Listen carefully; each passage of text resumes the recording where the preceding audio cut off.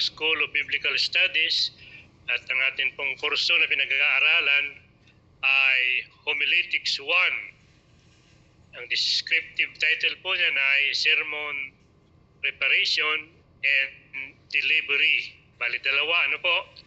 Paggagawa ng sermon at kung paano ito ipahayag. So yan po yung course natin. So dahil 10 lang ang pwede mag-appear sa screen, yung iba nakikinig sa atin, so magro-roll call po tayo para malaman kung ilan ang present ngayong gabi. Ano po?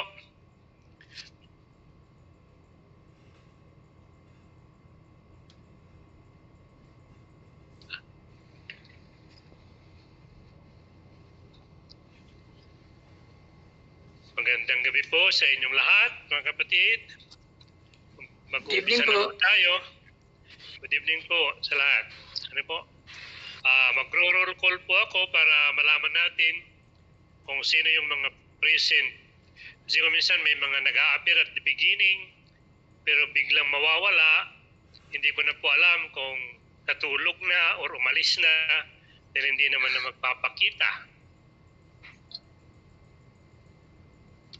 Kaya magro-roll call po ako sa isa para mag-appear kayo at mag-okay, sasagot po kayo at maririnig naman namin. Ano po?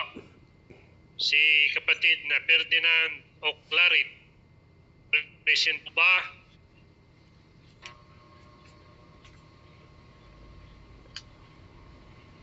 Present po ba si kapatid na Ferdinand? Present po, Brother Bots. Okay, gano'n lang. Sasabihin lang po, present. Ano po? Hardel Del Tinado.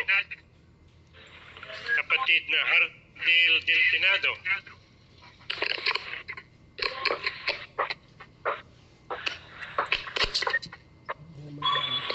Absent ba si kapatid Hardel? Chata bro. Present po. Okay. Kaya pag tinawag ko po, sasabihin lang nyo present, okay na. Si kapatid na Mariano Gamusa Jr. Present po. Oh, thank you. Si kapatid na Calvin K. Collins.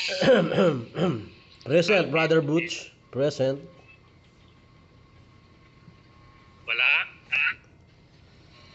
Present. O wala pa? Okay. Nandyan po siya eh. Present, Brother Butch. Calvin. Naka-off pala yung mic ko eh. Okay. Naka-off pala yung mic ko. Okay. Thank you. Si Jasmine Valdez. Present po. Present. Si Altia Valdez. Present po. Present. Si Kian Gret. Present po. Present. Si Marian Ruca.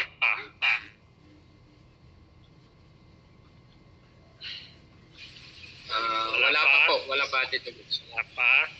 Si Jamar Idora Hupansya. Jamar. Wala pa. Si Richard Intisi. Wala pa. Si Virgilio Intisi. Wala pa. Si kapatid Romel Panson. Wala pa. Kapatid Romel. Paalam po si Brother Romel. Ay, nagpaalam siya siya. na maka-attend daw ngayon. Si Jefferson Saragusa. Apa. Pati si Jefferson, nagpaalam din. Wala pa. Wala pa. Si Joey Badion.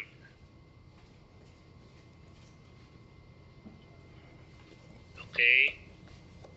Wala pa itong si kapatid na Joey Badion. Alright. Diyan naman si kapatid na email. So may kasama ako na meron tayong